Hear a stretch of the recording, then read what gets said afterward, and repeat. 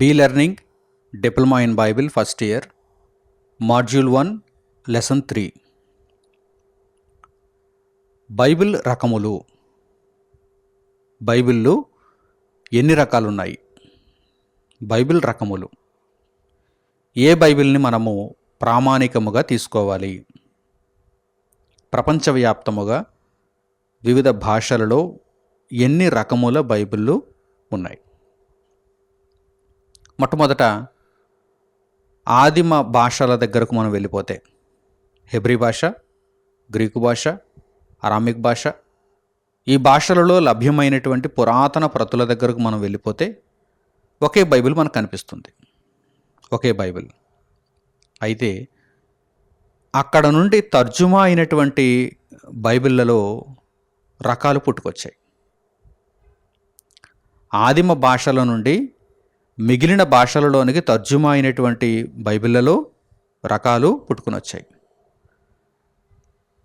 Bible రకములు అనగానే మొట్టమొదట బైబిల్లో ఉన్నటువంటి పుస్తకముల సంఖ్యను బట్టి బైబిల్ రకములు మనము తెలుసుకోవాలి. బైబిల్లో ఉన్నటువంటి పుస్తకముల సంఖ్య, దీనిని బట్టి మనం బైబిల్ రకాలను వర్గీకరించవచ్చు. పుస్తకముల సంఖ్యను బట్టి. పుస్తకముల సంఖ్యను బట్టి బైబిల్ రకాలను మనం చూడగలిగితే మొట్టమొదట ప్రొటెస్టెంట్ బైబిల్ మనకు కనిపిస్తుంది. ప్రొటెస్టెంట్లు విరివిగా వాడినటువంటి బైబిల్, ప్రస్తుతము మనము వాడుతున్నటువంటి బైబిల్ 66 పుస్తకముల బైబిల్. పుస్తకముల సంఖ్య పాత నిబంధనలో 39, క్రొత్త నిబంధనలో 27, మొత్తంగా 66 పుస్తకములు. 66 పుస్తకములు కలిగినటువంటి బైబిల్ను చరిత్రలో ప్రొటెస్టెంట్ బైబిల్ అని కూడా అంటారు. ఈరోజు మనము ఈ బైబిల్ని మన చేతులలో కలిగి ఉన్నాం.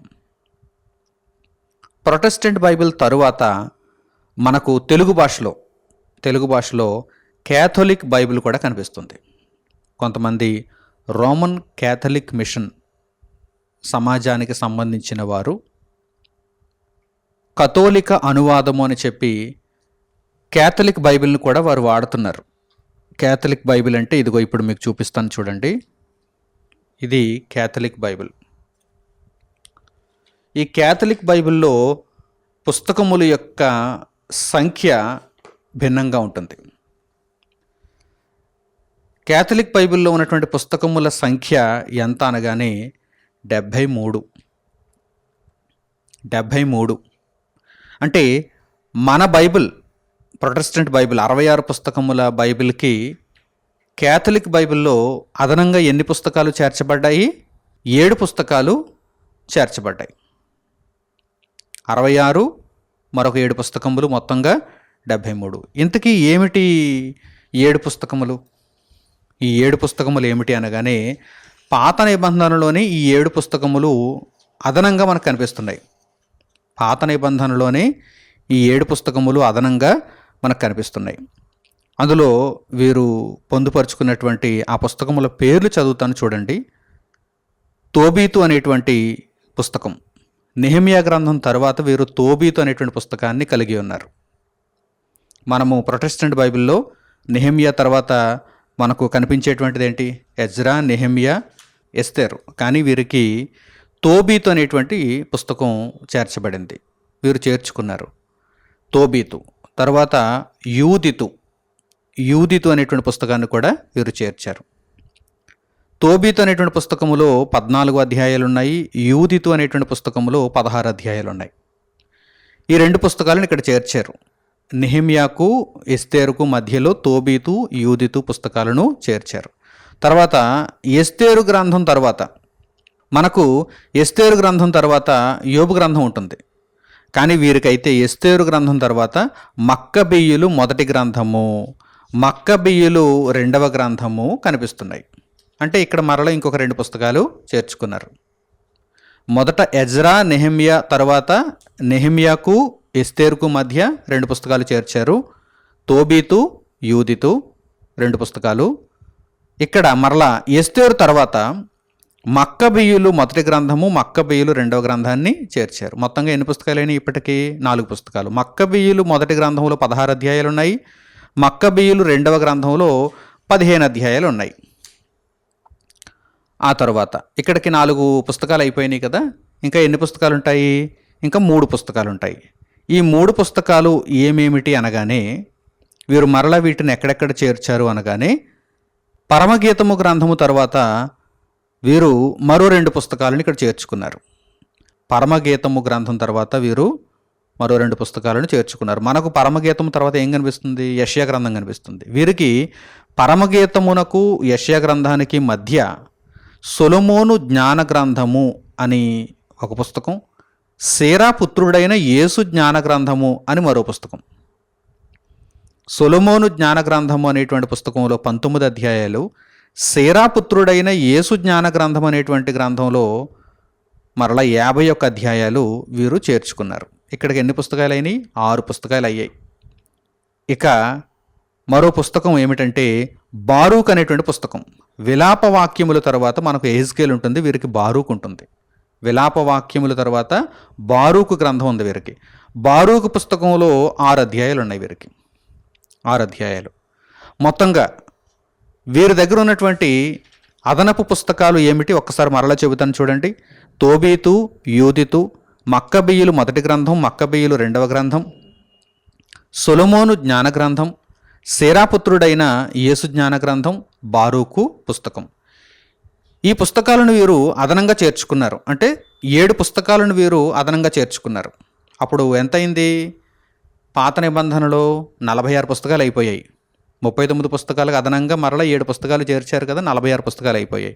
46 మరలా క్రొత్త నిబంధన యథావిధిగా 27 పుస్తకాలు, 46 + 27 73 పుస్తకాలు అయినాయి.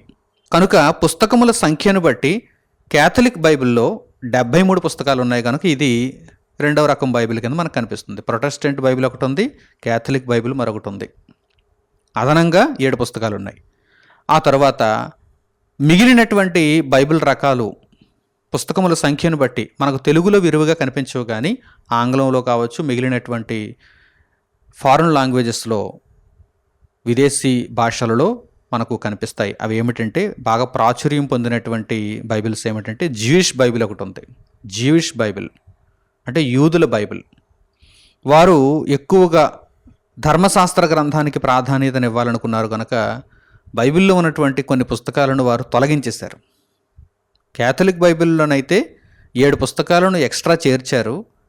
ఈ జ్యూయిష్ బైబిల్లో అయితే కొన్ని పుస్తకాలను, వారికి నచ్చని పుస్తకాలను, ఇష్టం లేని పుస్తకాలను తొలగించేశారు.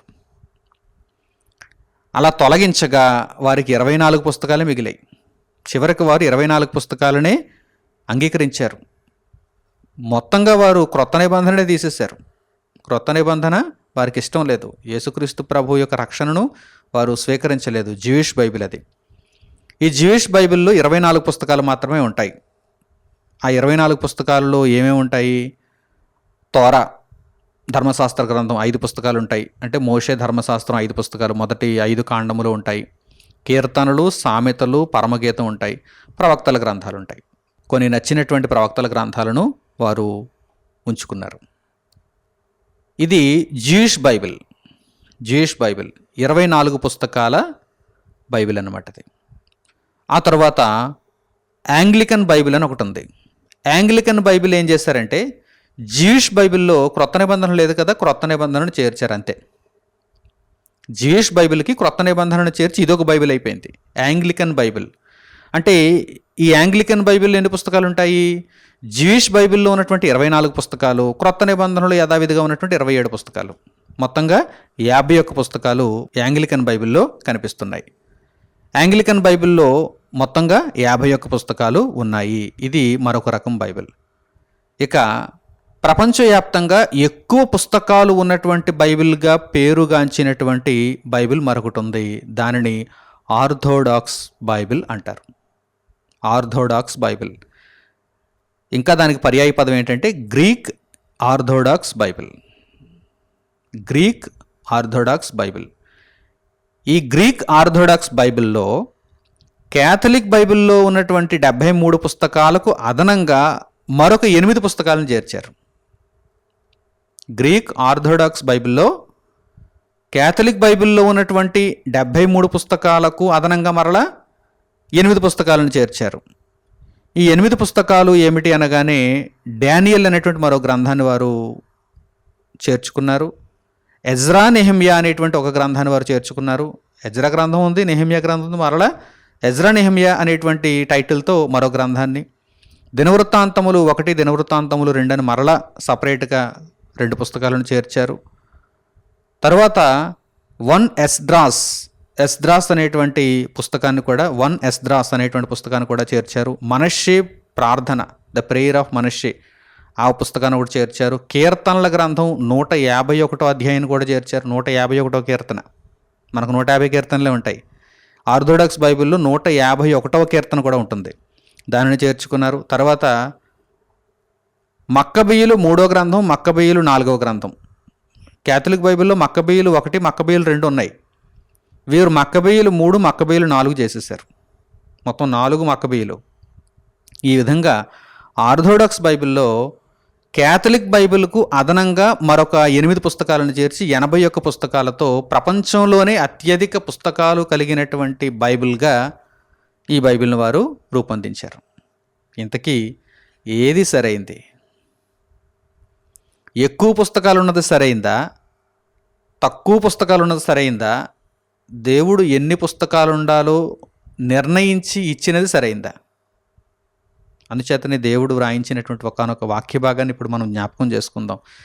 ఆయన భవిష్యత్తును ఎరిగి ప్రజలలో ఎటువంటి వారు వచ్చేస్తారో ముందుగానే గ్రహించి వ్రాయించినటువంటి మాటలంటివి. నిజంగా చాలా చక్కగా దేవుడు ముందుగానే ఈ మాటలను పొందుపరిచాడు. చూడండి, ఒక్కసారి వాక్య భాగాన్ని మీరు జ్ఞాపకం చేసుకోండి. ఈ సందర్భంలో మనకు చక్కగా జ్ఞానాన్ని నేర్పించేటువంటి వాక్య భాగం ఇది. ప్రకటన గ్రంథము 22వ అధ్యాయము 18వ వాక్యం నుండి చూడండి. ప్రకటన గ్రంథము 22వ అధ్యాయము 18వ వాక్యం నుండి, ఈ గ్రంథమందున్న ప్రవచన వాక్యములను విను ప్రతివానికి నేను సాక్ష్యమిచ్చినది ఏమనగా, ఎవడైనను వీటితో మరి ఏదైనను కలిపిన ఎడల ఈ గ్రంథములో వ్రాయబడిన తెగుళ్ళు దేవుని వానికి కలుగజేయును. ఎవడైనను ఈ ప్రవచన గ్రంథమందున్న వాక్యములలో ఏదైనను తీసివేసిన ఎడల దేవుడు ఈ గ్రంథములో వ్రాయబడిన జీవవృక్షములోను పరిశుద్ధ పట్టణములోను వానికి పాలు లేకుండా చేయును. అంటే దేవుడు ముందుగా చెప్పాడు. చూడండి ఈ విషయాన్ని. ప్రజలు ఎటువంటి వారంటే, అపవాది ఏం చేయిస్తాడంటే, కొంతమంది చేతనేమో కొన్ని మాటలను కొన్ని పుస్తకాలను కలిపేలా చేస్తాడు. కొంతమంది చేతనేమో ఎక్కువైపోయాయి ఇప్పటికే పుస్తకాలు, కొన్ని తీసేద్దాం అని వారితో తీసేయిస్తాడు. ఇదంతా అపవాది ప్లాన్.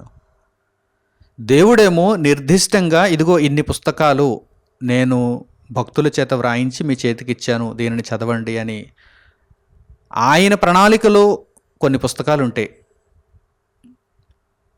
మనుషులు ఏం చేస్తున్నారు చూడండి, ఇవి సరిపోవు ఇంకా అదనంగా కొన్ని ఉండాలని ఒకరు, ఇన్నెందుకు ఇందులో కొన్ని తీసేయాలని మరొకరు. ఆ విధంగా పుట్టినవే కేథలిక్ బైబిల్, ఆ విధంగా పుట్టినదే గ్రీక్ ఆర్థోడాక్స్ బైబిల్, ఆ విధముగా పుట్టినదే Jewish Bible, Anglican Bible. Protestant Bible ఒక్కటే స్థిరంగా 66 పుస్తకాలతో మనకు కనిపిస్తుంది. ఏమంటే మనం ప్రొటెస్టెంట్ బైబిల్ కలిగి ఉన్నాం కనుక దీనికి మనం మద్దతు చెప్పుకుంటున్నామా? మిగిలిన బైబిల్స్లో ఏముందో చెప్పకుండానే, ఏముందో తెలియకుండానే వాటి మీద అలా అభాండం వేయడం మంచిది కాదు కదా అని ఒకవేళ మీరు అనొచ్చు. సరే, మీ వాదనతో నేను కూడా ఏకీభవిస్తాను. ఒకసారి మీరు ఆ బైబిల్ తీసుకొని చదవండి. వీరు అదనంగా కలిగి ఉన్నటువంటి పుస్తకములు ఇప్పటికే మన చేతుల్లో ఉన్నటువంటి 66 పుస్తకములకు మించిన జ్ఞానాన్ని, ఇందులో లోటుగా ఉన్నటువంటి ఏదైనా జ్ఞానాన్ని చెబుతున్నాయేమో చూడండి. ఏముండదు. ఇందులో ఉన్నదానినే వారు కాపీ చేస్తారు, మరలా దానినే తిరిగి రీరైట్ చేస్తారు. దానివలన ఏమైనా ఉపయోగం ఉందా? దేవుని మాటను అతిక్రమించడం తప్ప. దేవుడు ఏమన్నాడు? ఇదిగో ఈ గ్రంథంలో ఏది తీయకండి, దీనికి ఏది కలపకండి అన్నాడు. అది భయంకరమైన చర్య అన్నాడు. ఇన్ని రకాల బైబిల్ పుట్టుకు రావడానికి కారణం ఏంటి? మనుషులే. జ్యూయిష్ బైబిల్ మనం చూసినప్పుడు, యాంగ్లికన్ బైబిల్ మనం చూసినప్పుడు వారు కొన్ని తీసేశారు, కొన్ని పుస్తకాలు తీసేశారు. క్యాథలిక్ బైబిల్ మనం చూసినప్పుడు, ఆర్థోడాక్స్ బైబిల్ మనం చూసినప్పుడు వారు అదనంగా చేర్చేశారు. తీయడానికి నీకు నొప్పేంటి, అదనంగా చేర్చడానికి నీకు ఇంకా కావలసినది ఏమిటని దేవుడు అడుగుతున్నాడు. ఎందుకు ఇలా చేసావని దేవుడు అడుగుతున్నాడు. నిజంగా మనం ఎంతో ధన్యులం, ఆ ఉచ్చులో మనం చిక్కుకోలేదు. ఒకవేళ మీరు నిజంగా నన్ను అడిగితే, లేదంటే ఎక్కువ పుస్తకాలు ఉండడం వల్ల మంచిదే కదా, వాటిని కూడా చదువుకుంటే మనకు ప్రయోజనమే కదా అని మీరు అనుకుంటే, ఆ బైబిల్ మీరు తీసుకోండి. నిజంగా ఒకసారి మీరు చదివి చూడండి.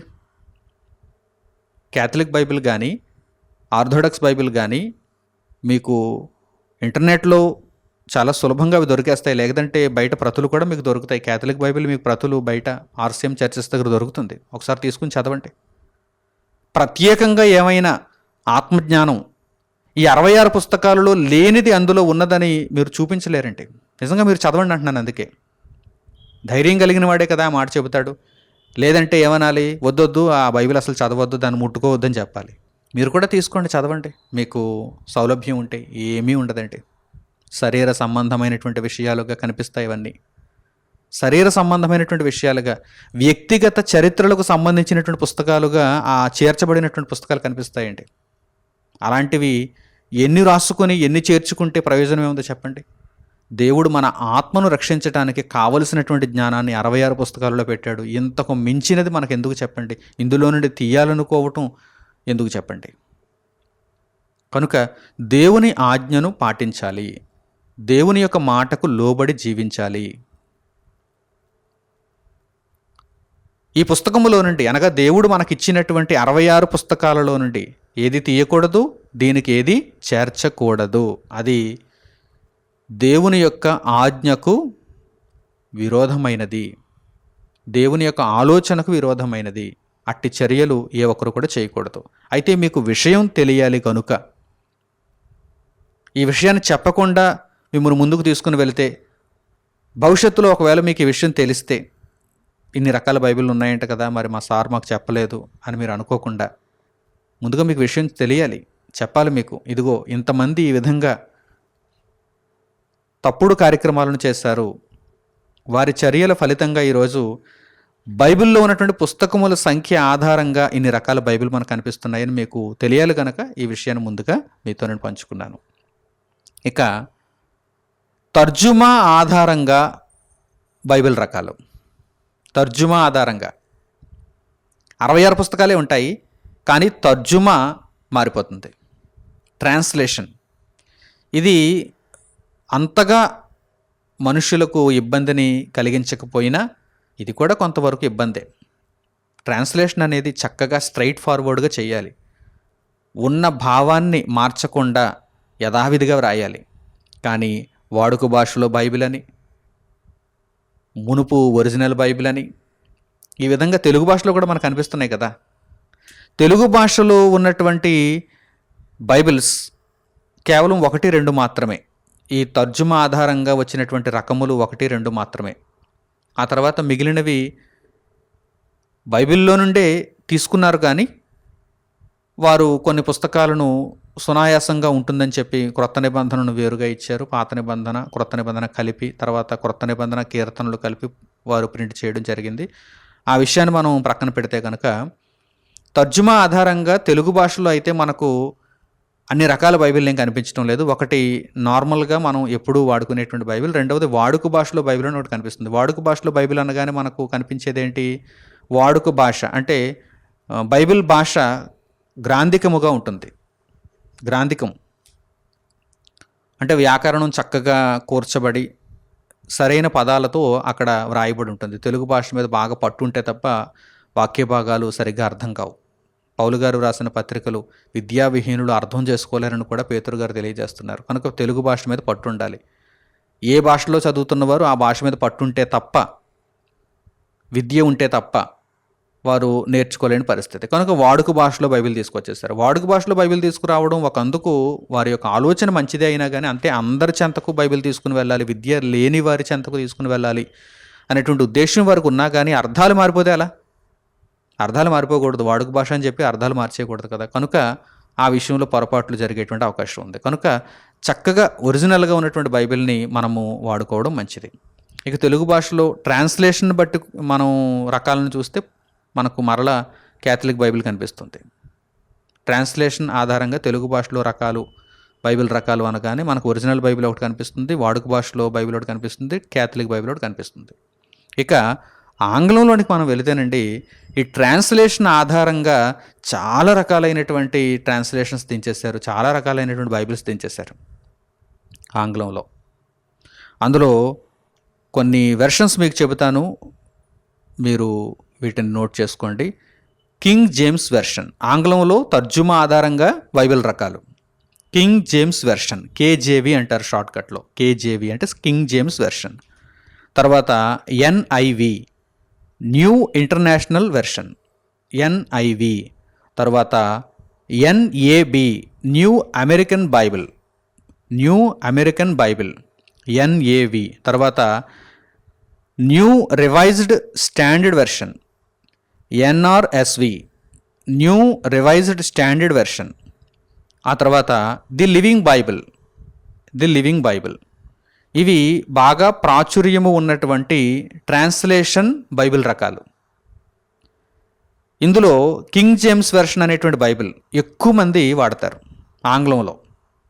ఇవన్నీ కూడా ఆంగ్లంలో తర్జుమాలు, తెలుగులో కాదు, ఆంగ్లంలో తర్జుమాలు, ట్రాన్స్లేషన్స్. ట్రాన్స్లేషన్ అంటే మీకు హీబ్రూ, గ్రీకు నుండి, అరామిక్ నుండి తీసుకుంటారు. ఈ విధంగానే వాడుక భాష కావచ్చు, లేకపోతే సులభంగా అర్థమయ్యేటట్టుగా కావచ్చు, అర్థాలు మార్చేస్తారనమాట. అక్కడక్కడ కొన్ని పదాలను వారు మార్చేస్తుంటారు. కేజేవి అనేటువంటి బైబిల్ ఎక్కువగా ప్రాచుర్యంలో ఉంది ఆంగ్లంలో. సుమారుగా 55% మంది మనుషులు కేజేవి బైబిల్ని ఫాలో అవుతున్నారు, కింగ్ జేమ్స్ వెర్షన్. ఆ తర్వాత 19% మంది మనుషులు ఎన్ఐవి ఫాలో అవుతున్నారు, న్యూ ఇంటర్నేషనల్ వెర్షన్, 19%. ఆ తర్వాత న్యూ అమెరికన్ బైబిల్ 6%. ఆ తర్వాత న్యూ రివైజ్డ్ స్టాండర్డ్ వెర్షన్ 7%. ఆ తర్వాత ది లివింగ్ బైబిల్ 5%. మిగిలిన వెర్షన్స్ ఒక 8%. మిగిలిన వెర్షన్స్ అన్నీ కలిపి ఒక 8% ఉంటారని అంచనా. ఇక మిగిలినటువంటి వెర్షన్స్లో ఏవే ఉంటాయంటే ఇంగ్లీష్ స్టాండర్డ్ వెర్షన్ అని ఒక వెర్షన్, అది కూడా పేరుగాంచినదే, ఈఎస్వి అంటారు దానిని, ఈఎస్వి. ఆ తర్వాత హీబ్రూ బైబిల్ అనేటువంటి ఒక ట్రాన్స్లేషన్ ఉంది ఇంగ్లీష్లో, అది కూడా ప్రాచుర్యం పొందింది. తర్వాత ఏఎస్వి, అమెరికన్ స్టాండర్డ్ వెర్షన్. ఆ తర్వాత యాంప్లిఫైడ్ బైబిల్ అని మరో వెర్షన్. తర్వాత సిఈవి, కాంటెంపరీ ఇంగ్లీష్ వెర్షన్. తర్వాత ఎన్ఎల్టి, న్యూ లివింగ్ ట్రాన్స్లేషన్. తర్వాత క్యాథలిక్ బైబిల్. తర్వాత జెనీవా బైబిల్ కూడా ఎక్కువగా ప్రాచుర్యం పొందింది. గుడ్ న్యూస్ బైబిల్ ఒకటి ఉంది. Jerusalem Bible. తర్వాత English Revised Version, ERV, English Revised Version. తర్వాత మోర్మన్ బైబిల్ అనేటువంటి ట్రాన్స్లేషన్ కూడా మనకు ఇంగ్లీష్లో కనిపిస్తుంది. కనుక తర్జుమాల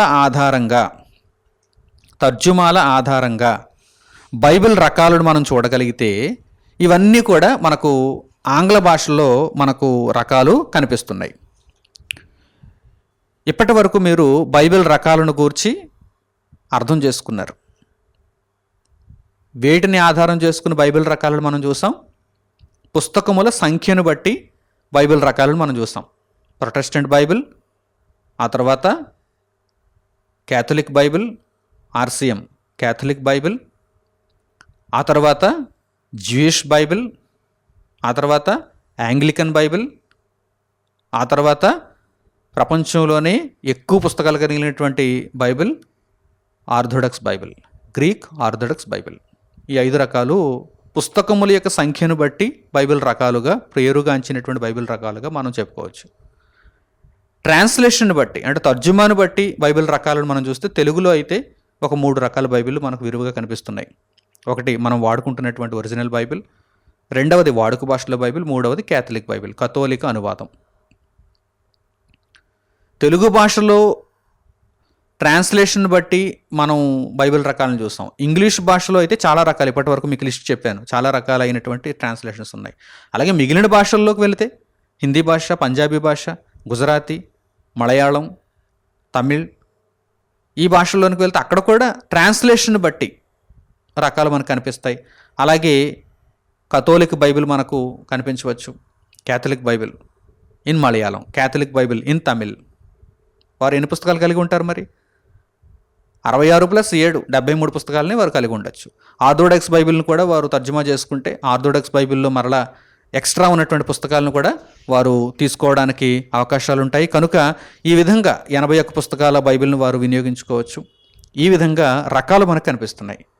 మరి ఇంతకీ మనము వెంబడించవలసిన, మనము నేర్చుకోవలసిన బైబిల్ ఏది అనగానే క్లారిటీగా స్పష్టంగా చెప్పాలంటే కనుక 66 పుస్తకాల బైబిల్ మాత్రమే అని మనము స్పష్టంగా చెప్పచ్చు. ఎందుకు అనగానే దీనికి దేనిని చేర్చకూడదు, దీనిలో నుండి ఏది తీసివేయకూడదు. చేర్చడం వలన ప్రయోజనం ఉందా అంటే లేదు. చేర్చిన పుస్తకాలను మీరు చూడండి, చేర్చిన పుస్తకాలను ఒక్కసారి మీరు చదవండి, ఏమాత్రం ప్రయోజనం ఉండదు. ఒకవేళ ప్రయోజనం ఉంటే మనం అప్పుడు ఆలోచించాలి. ప్రయోజనం ఉండదు. ఇందులో ఉన్న వాటిని మరలా తిరిగి అందులో రాస్తారు. ఎవరెవరో చరిత్రలు మనకెందుకు చెప్పండి. బైబిల్లో దేవుడు రాయించిన ప్రతి సంగతి కూడా మనకు అవసరమైనది. అది ఒక టైం లైన్లో మనకు కనిపించేది. ఒక అబ్రహాము గారి గురించి దేవుడు రాయించాడంటే చివరి వరకు కూడా అబ్రహాము గారి యొక్క ప్రస్తావన మనకు కనిపిస్తుంది. ఒక మోషే గారి యొక్క ప్రస్తావన బైబిల్లో ఉందంటే చివరి వరకు కూడా మోషే గారి యొక్క ప్రస్తావన ఉంటుంది. వీరు యేసుక్రీస్తు ప్రభువును గూర్చి విశ్వాసం ఉంచిన వారు, ఆయనను గూర్చి మాట్లాడిన వారు. కనుక దేవుడు ఏ సంగతిని కూడా అనాలోచితంగా బైబిల్లో పెట్టలేదు. కానీ ఆ పుస్తకాలు ఎక్స్ట్రాగా వారు పొందుపరుచుకున్నటువంటి పుస్తకాలు అనాలోచితంగా వారు మధ్యలోకి వచ్చారు, మధ్యలో నుంచి వెళ్ళిపోయారు అన్నట్టుగా ఉంటాయి.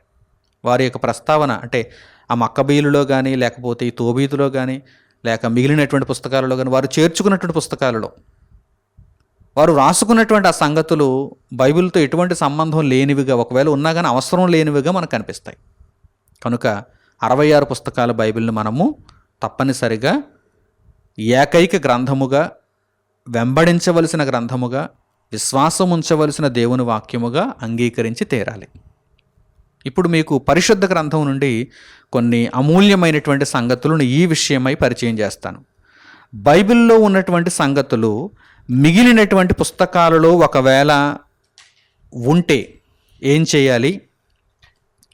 ఉంటాయని దేవుడు ముందుగా చెప్పాడా? ఇత్యాది సంగతులను పరిశుద్ధ గ్రంథం నుండి మనం ఇప్పుడు ఆలోచన చేద్దాం. ఎందుకంటే Catholic Bible, Roman Catholic Bible ఉంది కదా, ఈ కథోలిక్ బైబిల్లో వారు ఎక్స్ట్రాగా కొన్ని పుస్తకాలను చేర్చుకున్నారు, అదనంగా కొన్ని పుస్తకాలను చేర్చుకున్నారు. మరి ఆ పుస్తకాలలో బైబిల్లో ఇప్పటికే మనం కలిగి ఉన్నటువంటి పుస్తకాల నుండి కొన్ని తీసుకొని రాసుకొని ఉండొచ్చు. మరి వాటి సంగతి ఏంటి? ఇందులో ఉన్నవే మరలా అందులో రాశారు. మరి వాటి యొక్క అవసరత ఏముంది? ఇందులో ఉన్నవే అందులో రాస్తే, ఇందులో లేనిది అందులో రాస్తే దాని అవసరత కూడా లేదు. ఎందుకంటే దీనికి సంబంధించినది కాదు. బయట సంగతులు మనకెందుకు? పరిశుద్ధ గ్రంథంలో కొన్ని ఆధారాలను మనం చూడగలిగితే అసలు ఈ పుస్తకాలు ఎలా వచ్చాయి, ఈ పుస్తకాలు ఎలా వచ్చాయి, ఈ ప్రశ్నను మనము మదిలో కలిగి పరిశుద్ధ గ్రంథంలో ఆలోచిస్తూ చదవగలిగితే కొన్ని వాక్య భాగాలు ఈ విషయాన్ని గురించి చెబుతున్నాయి. దేవుడు తాను ఏర్పరచుకున్నటువంటి మనుషుల ద్వారా, ప్రవక్తల ద్వారా, నీతిమంతుల ద్వారా గ్రంథాన్ని వ్రాయించాడు. ఆ గ్రంథమును భద్రపరిచేలా చేశాడు. వ్రాయబడినటువంటి పుస్తకాలన్నీ కూడా ఒకచోట చేర్చబడి బైబిల్గా మనకు కనిపిస్తున్నాయి. అయితే దేవుడు ఆ గ్రంథాన్ని వ్రాసేటప్పుడు సమకాలీకులు, అప్పుడు ఉన్నటువంటి వారిలో కొంతమంది వారు చరిత్ర మీద ఉన్నటువంటి ఇష్టాన్ని బట్టి, వారి యొక్క ఉద్యోగాన్ని బట్టి, రాజులు వారిని లిఖించమని చెప్పిన దానిని బట్టి ఆయా పరిస్థితులలో వారు వ్రాసి ఉండొచ్చు. వారు వ్రాసినటువంటి సంగతులు బైబిల్లో ఉన్నటువంటి సంగతులే అయి ఉండొచ్చు. ఎందుకు అయి ఉండొచ్చు? వారు కూడా అదే సందర్భంలో నివసించారు. వారు దేవుని ఆత్మ ప్రేరణ చేత వ్రాసి ఉండకపోయినా వారు సొంతంగా వారి యొక్క ఇష్టాన్ని బట్టి రాసుకుని ఉండొచ్చు. అలా వ్రాసుకున్నంత మాత్రాన దానిని దైవ గ్రంథము అని మనం చెప్పలేం. ఎందుకంటే వారు దేవుని సంకల్పంలో లేరు కదా. వారి ఇష్టాన్ని బట్టి రాసుకున్నా కానీ దానిని బైబిల్లో మనము చేర్చడానికి వీలు లేదు. అటువంటి పుస్తకాలు మనకు పరిశుద్ధ గ్రంథంలో కొన్ని కనిపిస్తున్నాయి. మొట్టమొదట యాషారు గ్రంథము అని ఒక గ్రంథాన్ని గురించి మీరు వినుండాలి బైబిల్ చదువుతున్నప్పుడు. యాషారు గ్రంథము ఇదేం పుస్తకం? యెహోషువ కాలంలో జరిగినటువంటి ఒక సందర్భాన్ని యాషారు గ్రంథంలో అప్పటి లేఖికుడు పొందుపరిచాడు. చూడండి, యెహోషువ గ్రంథము 10వ అధ్యాయము 12వ వాక్యం. యెహోషువ గ్రంథము 10వ అధ్యాయము 12వ వాక్యం. యెహోవా ఇశ్రాయేలీయుల ఎదుట అమోరీయులను అప్పగించిన దినమున ఇశ్రాయేలీయులు వినుచుండగా యెహోషువ యెహోవాకు ప్రార్థన చేశాను. సూర్యుడా, నీవు గిబియోనులో నిలువుము, చంద్రుడా, నీవు అయ్యాలోను లోయలో నిలువుము. జనులు తమ శత్రువుల మీద పగ తీర్చుకుని వరకు సూర్యుడు నిలిచెను, చంద్రుడు ఆగెను అను మాట యాషారు గ్రంథములో వ్రాయబడి ఉన్నది కదా. మరి యాషారు గ్రంథం మనకు 66 పుస్తకాలు కనిపించడం లేదు. అది బయట పుస్తకం. బయట పుస్తకంలో అప్పటి కాలంలో ఉన్నటువంటి లేఖికులు రాసేశారు. అది యాషారు గ్రంథముగా ప్రాచుర్యంలోనికి వచ్చింది. అది కూడా ప్రజలు చదువుకున్నారు. కానీ అది బైబిల్లోనికి ఒక పుస్తకంగా తీసుకుని రావడానికి దేవుని సంకల్పము కాదు. అలాగే మరో సందర్భంలో కూడా ఈ యాషారు గ్రంథాన్ని గురించి ప్రస్తావన వచ్చింది. సమూయేలు 2వ గ్రంథము 1వ అధ్యాయము 17వ వాక్యం నుండి చూడండి. సమూయేలు 2వ గ్రంథము 1వ అధ్యాయము 17వ వాక్యం నుండి. యోధా వారికి అభ్యాసము చేయవలెనని దావీదు సౌలును గూర్చియు అతని కుమారుడైన యోనాతానును గూర్చియు ధనుర్గీతం ఒకటి చేసి దానిని బట్టి విలాపము సలిపెను. అది యాషారు గ్రంథమందు లిఖింపబడి ఉన్నది. యాషారు గ్రంథంలో మరలా ఈ సంగతులు కూడా, అంటే సౌలును గూర్చి యోనాతానును గూర్చి దావీదు సలిపినటువంటి విలాపమును గూర్చి వ్రాయబడింది. ఈ సంగతులు కూడా యాషారు గ్రంథంలో కనిపిస్తున్నాయి. అలాగని యాషారు గ్రంథాన్ని తీసుకొచ్చి బైబిల్లో గ్రంథంగా మనం చేర్చలేం, చేర్చకూడదు. అర్థమైందా మీకు? రైట్. ఇంకా ఏమైనా పుస్తకాలు ఉన్నాయా? యాషారు గ్రంథం కాకుండా ఇంకా ఏమైనా పుస్తకాలు ఉన్నాయా అంటే ఇశ్రాయేలు వారి రాజుల వృత్తాంతముల గ్రంథం ఒకటి ఉంది. ఏం పుస్తకం ఉంది? ఇంకా ఇశ్రాయేలీయుల రాజుల వృత్తాంతముల గ్రంథం. చూడండి, రాజుల మొదటి గ్రంథము 14వ అధ్యాయము 19వ వాక్యాన్ని చూడండి. రాజుల మొదటి గ్రంథము 14వ అధ్యాయము 19వ వాక్యం. యెరోబాము చేసిన ఇతర కార్యములను గూర్చియు అతడు జరిగించిన యుద్ధములను గూర్చియు ప్రభుత్వమును గూర్చియు ఇశ్రాయేలు వారి రాజుల వృత్తాంతముల గ్రంథమందు వ్రాయబడి ఉన్నది. ఇదో గ్రంథం. ఇది రాజుల గ్రంథము కాదు, బైబిల్లో ఉన్నటువంటి మన రాజుల గ్రంథము కాదు, బైబిల్లో ఉన్నటువంటి దినవృత్తాంతాల గ్రంథము కాదు. ఇదే గ్రంథం అంటే ఇశ్రాయేలు రాజుల వృత్తాంతముల గ్రంథం. ఇది సపరేట్గా వారు రాసుకున్నారు. ఇశ్రాయేల్ రాజులు ఏం చేశారు, వారి పరిపాలనా కాలం ఏంటి అని సపరేట్గా వారి ఇష్టాన్ని బట్టి వారు రాసుకున్నారు. బట్ ఆ పుస్తకాన్ని దేవుడు బైబిల్లో చేర్చాలనుకోలేదు. ఈయన నియమించినటువంటి నీతిమంతులు, ప్రవక్తలు, ఈయన ఆత్మ ప్రేరేపణ చేత వ్రాసినటువంటి సంగతులు మాత్రమే పరిశుద్ధ గ్రంథంలో పొందుపరచబడ్డాయి. That is Bible. అలాగే ఇంకో పుస్తకం ఉంది. అదేమిటంటే యోధా రాజుల వృత్తాంతముల గ్రంథం. ఇశ్రాయేలు రాజుల వృత్తాంతాల గ్రంథం అయిపోయింది కదా, ఇప్పుడు యోధా రాజుల వృత్తాంతాల గ్రంథాన్ని చూడండి. రాజుల మొదటి గ్రంథము 15వ అధ్యాయము 7వ వాక్యాన్ని చూడండి. రాజుల మొదటి గ్రంథము 15వ అధ్యాయము 7వ వాక్యం. అబీయాము చేసిన ఇతర కార్యములను గూర్చియు అతడు చేసిన వాటినన్నిటిని గూర్చియు యోధా రాజుల వృత్తాంతముల గ్రంథమందు వ్రాయబడి ఉన్నది. యోధా రాజుల వృత్తాంతముల గ్రంథం మరొకటి ఉంది. ఇశ్రాయేలు రాజుల వృత్తాంతముల గ్రంథం మరొకటి ఉంది. యాషారు గ్రంథం మరొకటి ఉంది. అవన్నీ కూడా బైబిల్లో చేర్చడానికి వీలు లేదు. అలాగే ఇంకా గ్రంథాలు ఉన్నాయి చూడండి. ప్రవక్త అయిన నాతాను రచించిన గ్రంథం ఉంది. నాతాను రచించిన గ్రంథం మనకు బైబిల్ లిస్టులో కనిపించదు, పుస్తకం లిస్టులో కనిపించదు. అలాగే షిలోనీయుడైన అహియ రచించిన ప్రవచన గ్రంథం ఉంది. దీర్ఘదర్శి అయిన ఇద్దోకు రచించిన గ్రంథం కూడా ఉంది. మనకు ఈ విషయాన్ని దినవృత్తాంతములు 2వ గ్రంథము 9వ అధ్యాయము 29వ వాక్యంలో దేవుడు పొందుపరిచాడు. ఈ విషయాన్ని చెప్పాడు దేవుడు.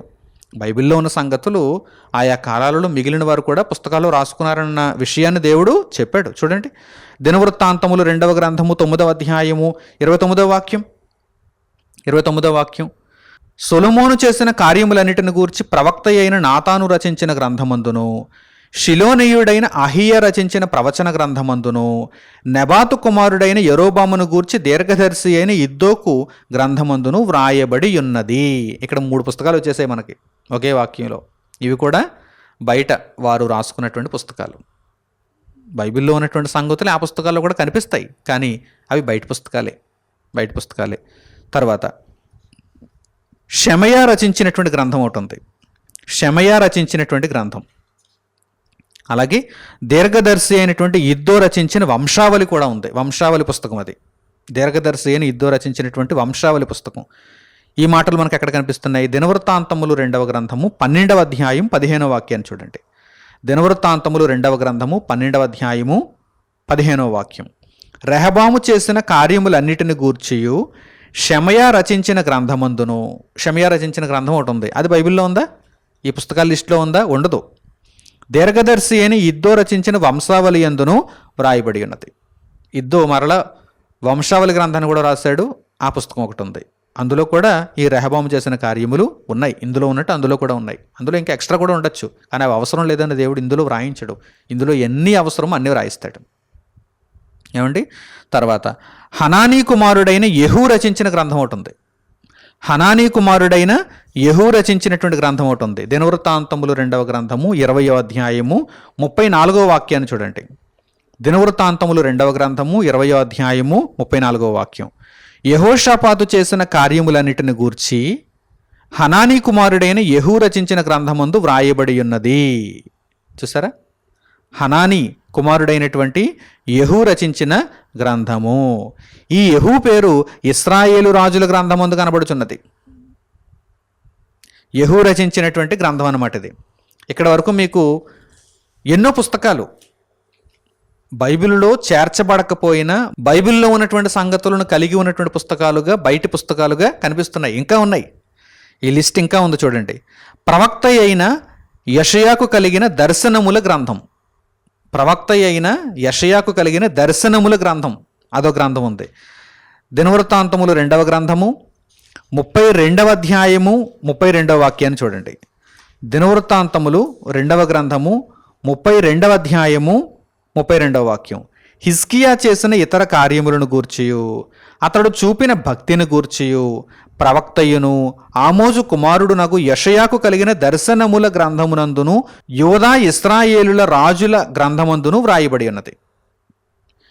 యెషయాకు కలిగిన దర్శనముల గ్రంథం మరల వేరే ఉంది. అది ఈ లిస్టులో చేర్చడానికి వీల్లేదు. యెషయా గ్రంథం చేర్చబడింది, కానీ దర్శనములు సపరేట్గా ఒక పుస్తకంలో రాసి ఆ పుస్తకమును చేర్చడానికి దేవుడు ఆమోదించలేదు. దర్శనములను ఇందులోనే కల్పిస్తాడు కదా. యెషయా గ్రంథంలోనే దర్శనములు, ఆ ప్రవచనములు అన్నీ ఉంటాయి. దేవుడు నిర్ణయించిన మాటలన్నీ ఉంటాయి. అర్థమవుతుందా మీకు? ఆ తర్వాత అనుదినము జరుగు విషయముల గ్రంథం అని ఒకటి ఉంది. Daily activities. ఈ బుక్లో ఏముంటాయి? డైలీ యాక్టివిటీస్ ఉంటాయి అన్నమాట.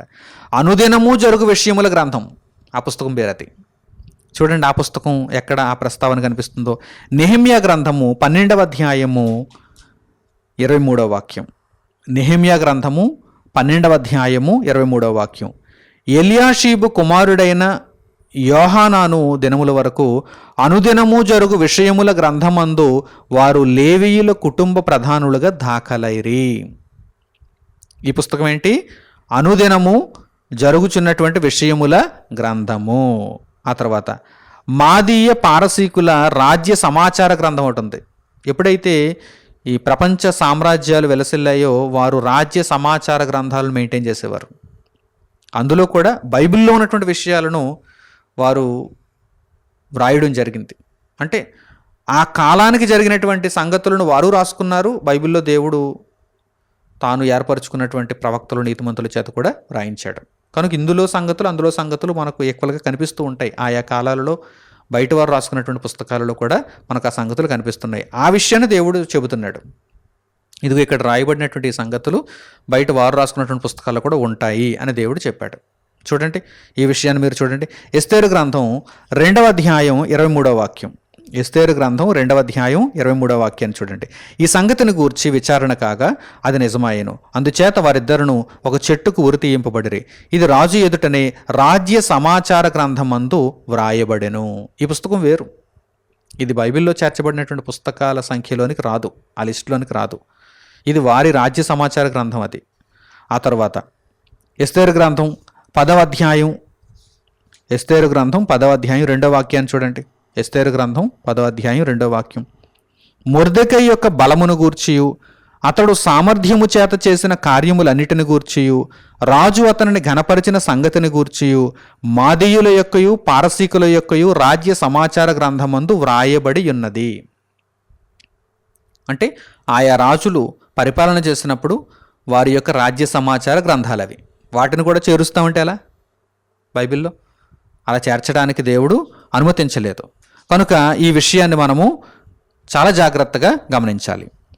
ఇక పాత నిబంధన గ్రంథంలో ఉన్నటువంటి సమాచారాన్ని బట్టి ఇప్పటి వరకు మిగిలినటువంటి పుస్తకాలలో ఎక్కడైనా బైబిల్లో ఉన్నటువంటి సంగతులు కనిపిస్తాయి అంటే ఇప్పటి వరకు చెప్పబడినటువంటి ఈ లిస్టులో ఈ పుస్తకాలన్నీ కూడా మనకు కనిపిస్తున్నాయి. యాషారు గ్రంథం మొదలుకొని రాజుల యొక్క రాజ్య సమాచార గ్రంథం వరకు.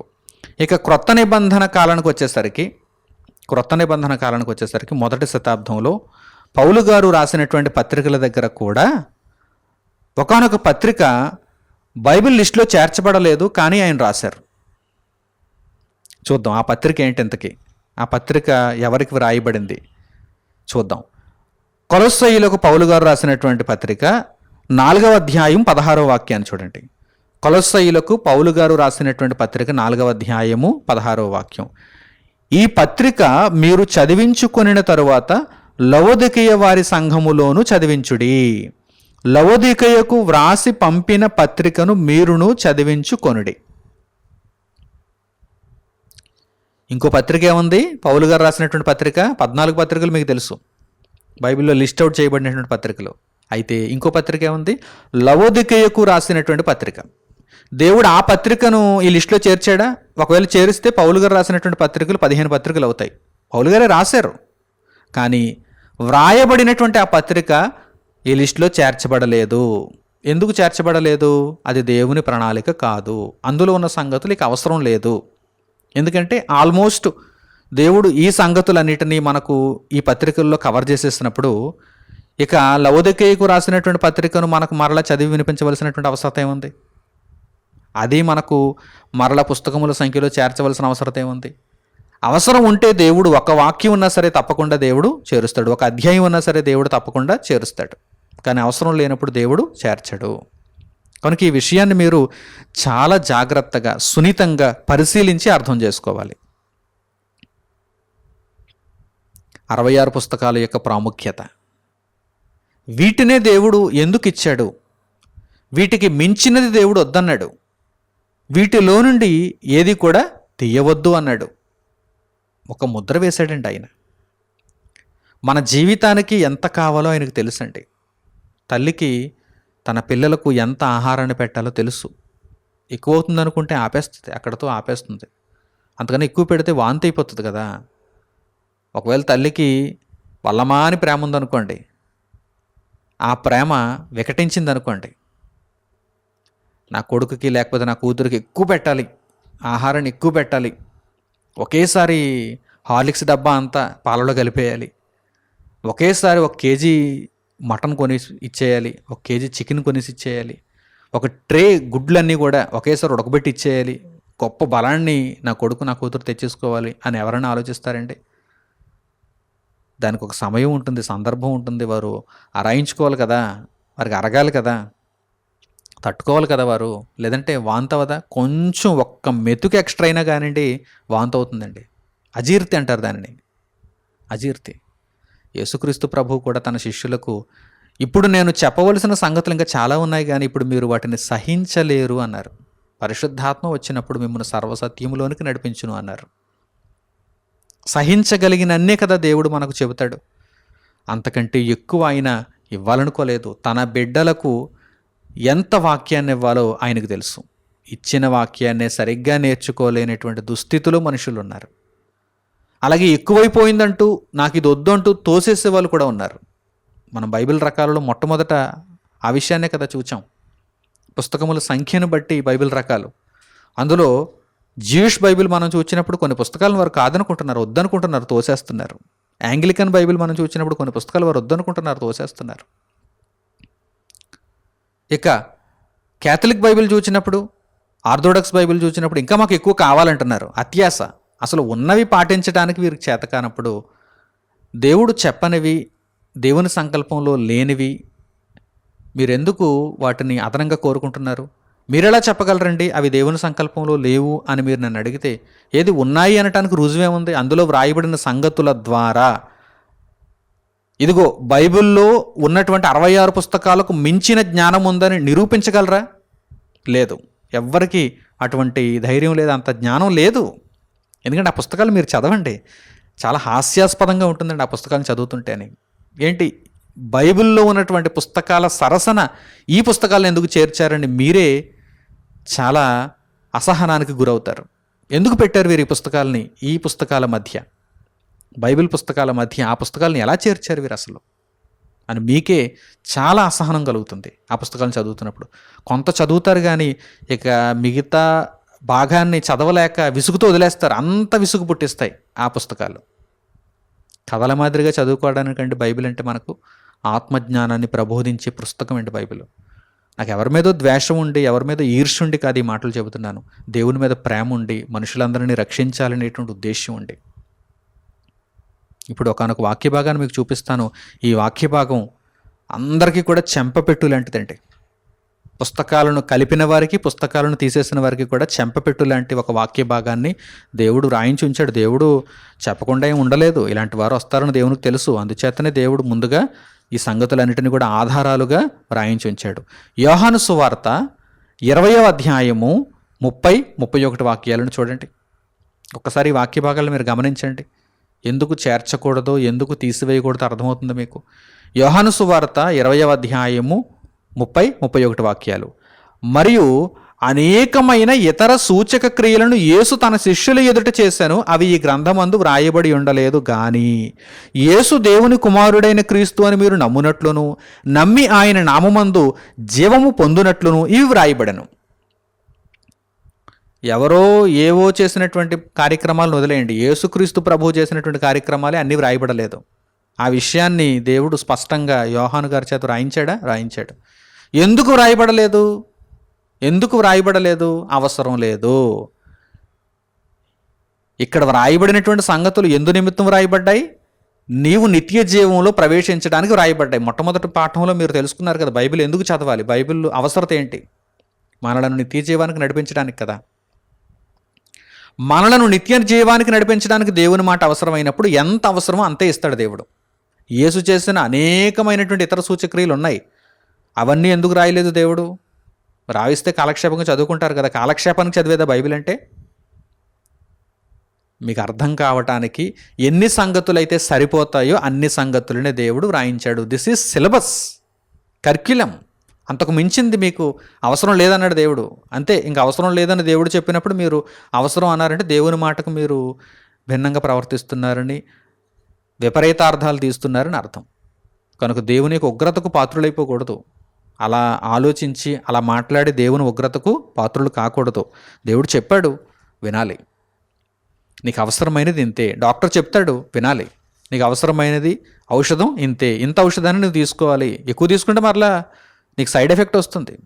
పారాసెటమాల్ ఒక స్ట్రిప్ ఇస్తారు మీకు ఫీవర్ వచ్చినప్పుడు.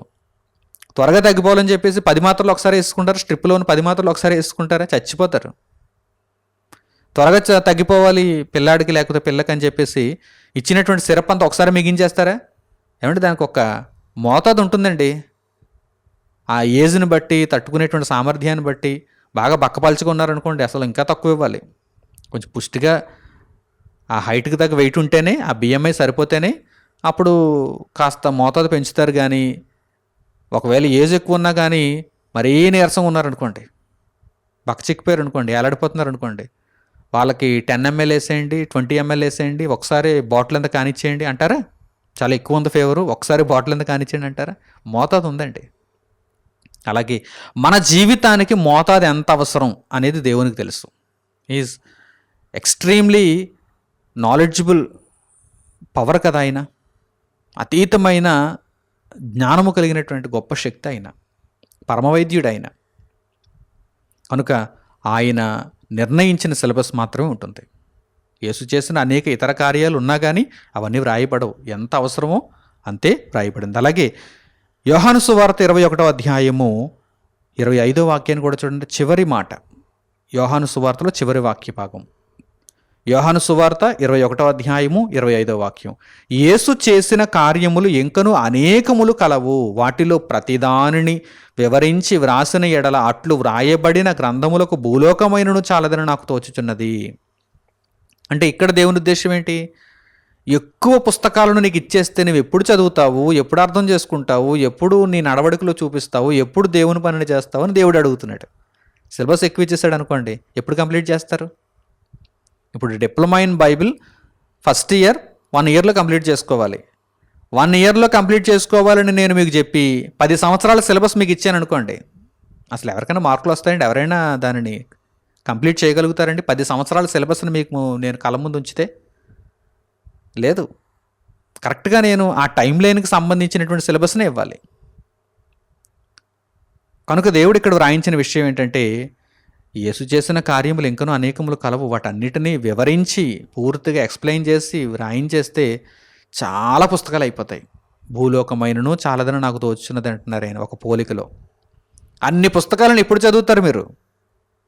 ఉన్న ఈ పుస్తకాన్ని చదవండి అయ్యా, సంవత్సరానికి ఒకసారి బైబిల్ పూర్తి చేయండి అయ్యా, మహాజ్ఞానాన్ని నేర్చుకోండి అయ్యా అంటే చదవడానికి బద్ధకాలు, సమయం లేదనడం, విసుగు, ప్రారంభించి మధ్యలోనే ఆపు చేయడం. మరి విస్తారంగా పుస్తకాలను దేవుడు పెంచేస్తూ వెళ్ళిపోతే అసలు ఎప్పుడు చదువుతారండి? ఒక 100 పుస్తకాలు 1000 పుస్తకాలు ఇలాంటివి ఇచ్చేస్తే ఎప్పుడు చదువుతారండి మీరు? అసలు మీరు వాటిని చూడడానికే సమయం ఉండదు. చదవడం తర్వాత వాటిని సొంతం చేసుకోవడానికి మీకు వీలుండదు. ఎక్కడికో వెళ్ళి చదవాలి, అక్కడ ఉన్నాయి కాపీలు, మీరు వాటిని కొనుక్కోలేరు అన్నప్పుడు అసలు మీకు వీలుంటుందా? ఎక్కడో ఒక దేశాన్ని చెప్పి, ఒక రష్యాలోనో, ఒక చైనాలోనో, లేకపోతే ఒక లండన్లోనో, ఒక అమెరికాలోనో, ఒక సౌత్ ఆఫ్రికాలోనో, లేకపోతే సింగపూర్లోనో, ఆస్ట్రేలియాలోనో ఎక్కడో ఉన్నాయి, న్యూజిలాండ్లోనో ఎక్కడో ఉన్నాయి, మీరు ఫ్లైట్ వేసుకుని వెళ్ళాలి అక్కడికి. అక్కడ లైబ్రరీలో ఒక 1000 పుస్తకాలు ఉన్నాయి, అందులో ఉన్న యేసు చేసినటువంటి ఇంకా ఇతరమైన కార్యాలను దేవుడు నిర్ణయించి చెప్పాడు అనుకోండి. ఒకవేళ అసలు మనకు సాధ్యమేనండి? మనకే కాదు, ప్రపంచంలో మిగిలిన వారికి ఎవరికైనా సాధ్యమేనండి అది? ఉన్న జీవితకాలమే 70-80 సంవత్సరాలు. అందుచేతనేనండి దేవుడు మన అల్ప ఆయుష్ను బ్రతుకును ఎరిగి మనకు కావలసిన సంగతులను మాత్రమే రాయించాడు. అలాగని ఇవి సరిపోవా అంటే, ఇదిగో ఇక్కడ రాయబడిన మాటను చూడండి. యేసు దేవుని కుమారుడైన క్రీస్తు అని మీరు నమ్మునట్లును, నమ్మి ఆయన నామమందు జీవం పొందునట్లును ఇవి రాయబడ్డాయి. అంటే మీరు యేసు ప్రభువును నమ్మడానికి ఇవి సరిపోతాయి, మీరు నిత్య జీవానికి వెళ్ళడానికి ఇవి సరిపోతాయి. చాలు కదా. మన ఆత్మను మనం రక్షించుకుంటే అంతకన్నా కావాల్సిందేముంది? టార్గెట్ రీచ్ అయిపోయాం, పరిపూర్ణతలోనికి వెళ్ళిపోయాం. ఇక మనకు మిగిలినదంతా ఎక్సెస్సే కదా. ఒక పిల్లాడు 100 మార్కులకు పరీక్షలో రాసిన తర్వాత ఎక్స్ట్రాస్ కూడా రాస్తాడు అనుకోండి, అంటే కొన్ని చాయిస్ ఇస్తారు కదా, ఆ చాయిస్ క్వశ్చన్స్ కూడా రాస్తాడు అనుకోండి, ఉపయోగం ఏముంది? 100 మార్కులు ఆల్రెడీ వచ్చేసాయి, ఇంకా నేను చాయిస్ రాసేస్తాను, ఇంకా నేను ఎక్స్ట్రా రాసేస్తాను, ఎడిషనల్ అంటే రాసి దండగా. ఒకవేళ అందులో ఏమైనా తప్పులు రాసారని మార్కులు పోయే అవకాశం ఉంది. కనుక 100 మార్కులు వచ్చేసాయంటే ఇంకా ఆపేయాలి. 100కు మించి రావు కదా. 100 మార్కులకు 101 వేయరు కదా, 100 మార్కులకు 110, 120 వేయరు కదా. 100కు 100 సంపాదించుకుంటే చాలు. ఆ విధంగా దేవుడు మనకు పుస్తకముల సంఖ్యను నిర్ణయించాడు. కనుక బైబిల్ రకములు అనేసరికి ఇదిగోనండి, ప్రపంచవ్యాప్తంగా ఈ జ్ఞానం లేక అనేక మంది ఉపక్రమించారు. పుస్తకాలను కలపడానికి, పుస్తకాలను తీసేయడానికి దుస్సాహసాలు చేశారు. సాతాను వారికి బలాన్ని ఇచ్చింది, వారు ఆ దుస్సాహసాన్ని చేశారు. నేటికి కూడా ఆ దుస్సాహసాన్ని ఎరుగక దైవభక్తి ముసుగులోనే కొంతమంది గ్రుడ్డివారుగా, అమాయకులుగా, మూర్ఖులుగా, పరిశీలన లేనివారుగా, ఆలోచించని వారుగా వాటిని వెంబడిస్తున్న వారు నేటికి కూడా కనిపిస్తున్నారు. కొన్ని అలాగని ఎప్పుడో తప్పులు జరిగిపోయాయి, ఇప్పుడు మనం వాటిని ఎందుకు వెంబడించాలని ఇప్పటికైనా వాటిని బ్యాన్ చేశారా? లేదు. వాటిని వెంబడిస్తున్న వారు నేటికీ ఉన్నారు. అయితే మీలో ఏ ఒక్కరూ కూడా అటువంటి వాటిని వెంబడించకుండా దేవుని మాటకు కట్టుబడి, దేవుని మాటకు లోబడి, పూర్ణ విధేయతతో దేవుడిచ్చిన 66 పుస్తకాల్లో ఉన్నటువంటి సంగతులను చక్కగా అర్థం చేసుకొని సరిపోయినటువంటి జ్ఞానమును నేర్చుకుని నిత్య జీవానికి పాత్రులు అవ్వాలని నేను ఈ పాఠాన్ని బట్టి మిమ్మల్ని అందరినీ కోరుకుంటూ, అలాగే చెప్పబడినటువంటి సంగతులన్నిటినీ కూడా జ్ఞాపకాలలో ఉంచుకొని సమాధానము చెప్పుటకు, పరిశుద్ధ గ్రంథమును గూర్చి ఎవరు మిమ్మల్ని ప్రశ్న అడిగినా కానీ మీరు సమాధానం చెప్పుటకు, ఈ విషయంలో బైబిల్ రకములు అనేటువంటి విషయం దగ్గరకు వచ్చేసరికి మీరు సమాధానం చెప్పడానికి సిద్ధపడి జ్ఞానమును పొందిన వారుగా కనిపించాలని నేను కోరుకుంటూ ఈ యొక్క పాఠ్యాంశాన్ని ఇంతటితో నేను ముగిస్తున్నాను. మన తండ్రి అయిన దేవుని ప్రేమ, మన రక్షకుడైన యేసుక్రీస్తు వారి కృప, పరిశుద్ధాత్ముని అన్యోన్య సహవాసము మనందరికీ సదాకాలము తోడై ఉండునుగాక. తండ్రి అయిన దేవునికి ప్రార్థనలు ఏకీభవించండి. మహోన్నతుడును మహాపరిశుద్ధుడునైన మా కన్న తండ్రి, ఈ సమయమందు మీరు మాకు అనుగ్రహించిన ఉన్నతమైనటువంటి సంగతులతో కూడిన జ్ఞానమును బట్టి మా హృదయపూర్వకమైన కృతజ్ఞతాస్తుతులను మీకు తెలియజేస్తున్నాము. తండ్రి, ప్రపంచంలో మీ వాక్యమును కలిపి చెరుపుతున్నవారు అనేక మంది ఉన్నారు. పుస్తకము దశలో కలిపి చెరుపుతున్నవారు అనేకులు కనిపిస్తున్నారు. బోధించే విషయంలో బోధ దశలో కలిపి చెరుపుతున్నవారు అనేక మంది కనిపిస్తున్నారు. తండ్రి, ఈ పన్నాగములను మేము తెలుసుకున్న వారమై స్థిరమైన గొప్పదైన మీరు మాకు అందించిన పరిశుద్ధ గ్రంథమును చేతపట్టుకొని అందులో ఉన్న సంగతులను జ్ఞానముగా మేము నేర్చుకుంటూ మీ ఎడల భయభక్తులు కలిగి మా జీవితములను మీకు సంపూర్ణముగా సమర్పించుకొనుట యందు బుద్ధిని, వివేకమును మా అందరికీ దయచేయమని మిమ్మల్ని కోరుకుంటూ, దయచేస్తున్నందుకు మీకు కృతజ్ఞతాస్తుతులు తెలియజేస్తూ మా ప్రార్థన మనవులను మా ప్రభువును మా రక్షకుడునైన యేసుక్రీస్తు వారి పేరిట మిమ్మల్ని వేడుకొనుచున్నాము తండ్రి. ఆమేన్. అందరికీ వందనములు. సెలవు.